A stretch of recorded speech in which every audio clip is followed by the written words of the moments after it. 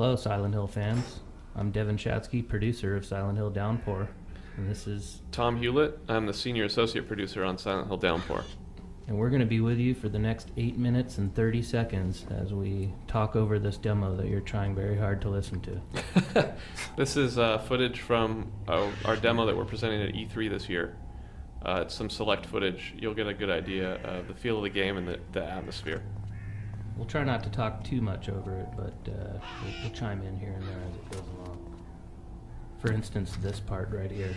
Yeah, this is one of our door mechanics. Instead of having a million different locked doors, which wasn't very realistic, we tried to do something more interesting. So in that instance, Murphy came up across a fence, and there was a lock on it, and he had to find a weapon, in this case a crowbar, and then he used that to break the lock so he could pass through the door. Another thing you just noticed there with the ladder, with all of our action points now, instead of having to press A to climb or press A to open or whatnot, we've tried to make most of the action points as seamless as possible. So ladders or areas that you need to duck under or whatnot will just be automatic. It's all about immersion. So, having to press buttons every time you do something kind of takes you a little bit out of the experience every time. So trying to make that an integrated feeling and really play upon the immersion of the game. Yeah, Silent Hill as a series has always tried to maximize the immersion factor, because obviously if you're immersed in the experience, you're more likely to get scared. So, things like the sound, the graphics, the animation, the mature storyline, it's all supposed to be there and as realistically as possible to drag you into the game. Yeah, Votcher did a really good job of making our environments look really natural and obviously creepy, but they really dirtied up everything. And the most impressive thing is how none of the environments really look similar from room to room or whatnot. So you're not going to get that cookie cutter experience of you walk into a room and you recognize the same textures on the walls that you did 4 rooms ago.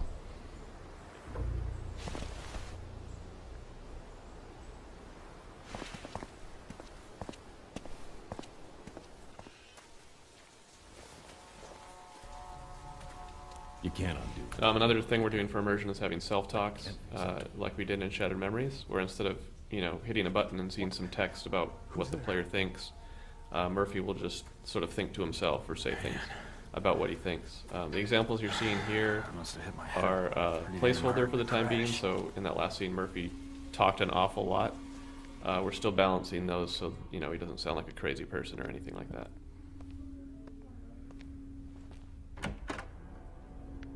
Hello?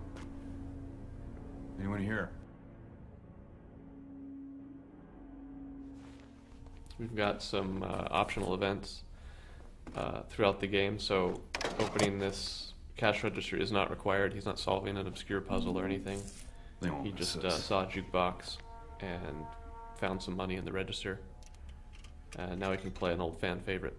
Yeah, we really wanted to let the player activate certain objects in the world and really get that immersion so that they can interact basically with any objects. You walk into a bathroom, there's a toilet there, and boom, you can use it. How did I know that?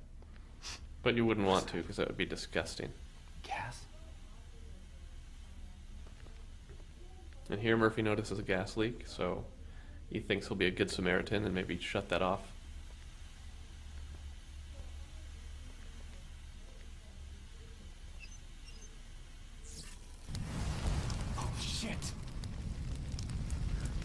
But it's Silent Hill, so maybe that doesn't work out the way he was hoping.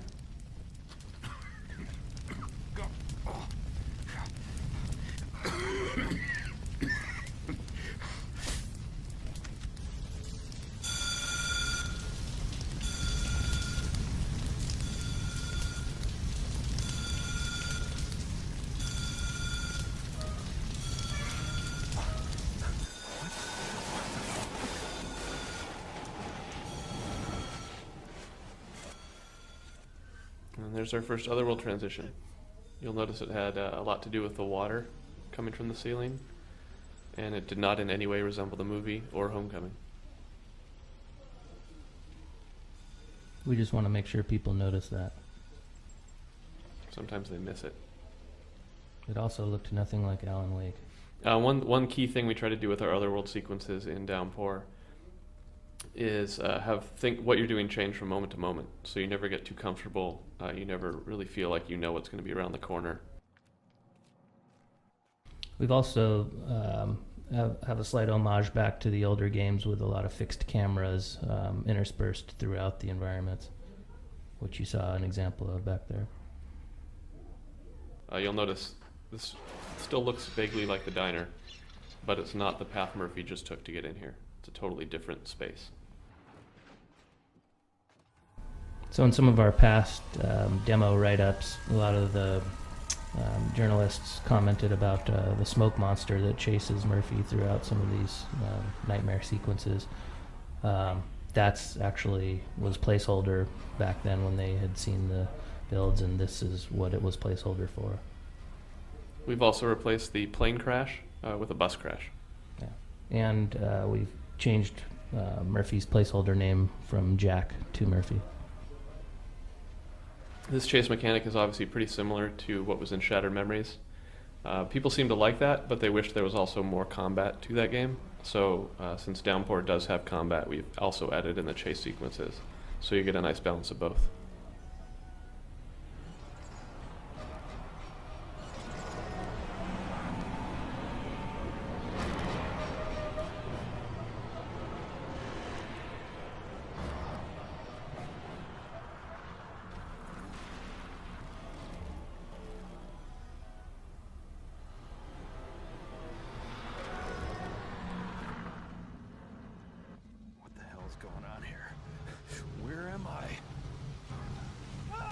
This is our homage to Goonies.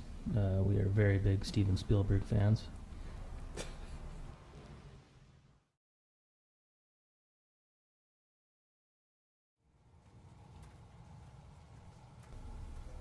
So what the... So here's a small taste of some of the combat in Downpour.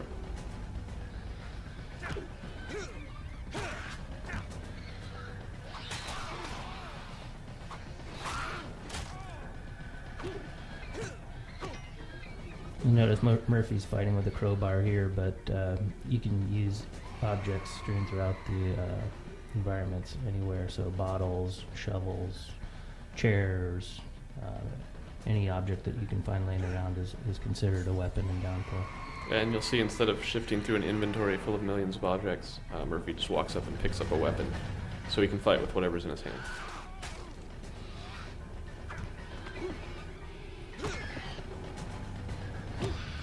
So we hope you enjoyed the demo. Stay tuned to the Silent Hill Facebook page for more updates, and we'll look forward to sending more information your way over the next few months.